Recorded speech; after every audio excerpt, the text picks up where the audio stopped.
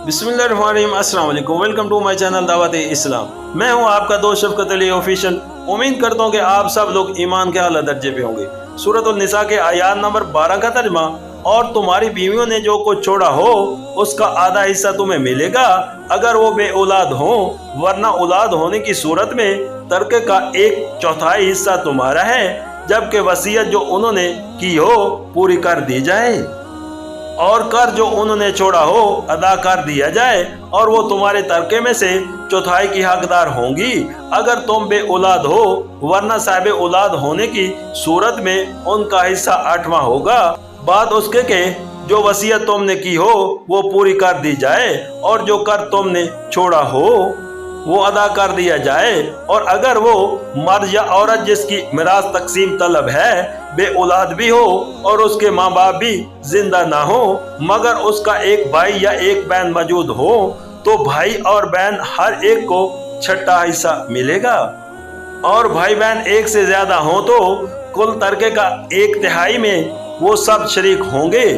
जबकि वसीयत जो की गई हो पूरी कर दी जाए और कर जो मैयत ने छोड़ा हो अदा कर दिया जाए, बशर्ते के वो ज़रा रसा ना हो। ये हुक्म है अल्लाह की तरफ से, और अल्लाह दाना व बिना और नरम खो है। सूरत निसा हाशिया नंबर 22,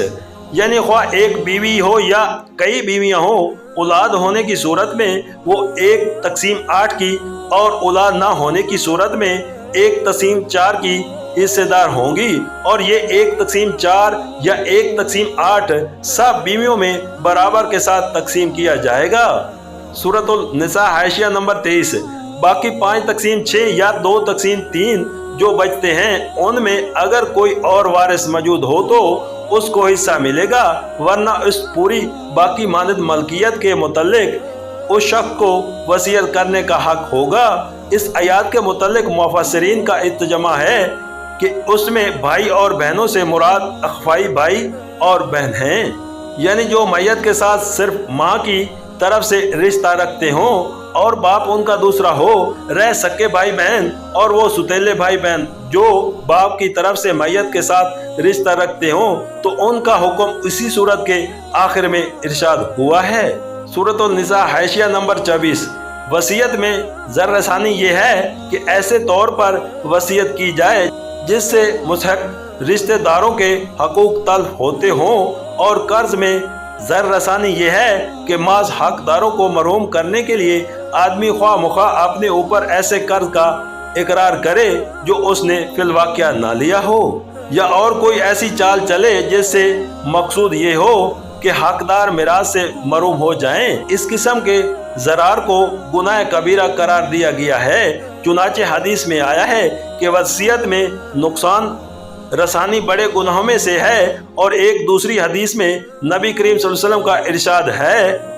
कि आदमी तमाम उम्र अहले जन्नत के से काम करता रहता है, मगर मरते वक्त वसीयत में ज़र रसानी करके अपनी किताब ज़िंदगी को ऐसे अमल पर ख़त्म कर जाता है जो उसे दोज़ख का मुस्तहिक बना देता है। ये ज़रार और हक तलफी अगरचे हर हाल में गुनाह है,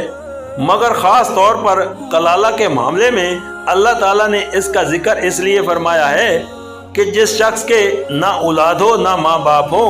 उसमें अमूमन ये मलान पैदा हो जाता है कि अपनी जदाद को किसी न किसी तरह तल्फ कर दिया जाए और निस्बत दूर के रिश्तेदारों को हिस्सा पाने से महरूम कर दिया है। सूरत निसा हाशिया नंबर 25, यहाँ अल्लाह ताला की सिर्फ इल्म का इज़हार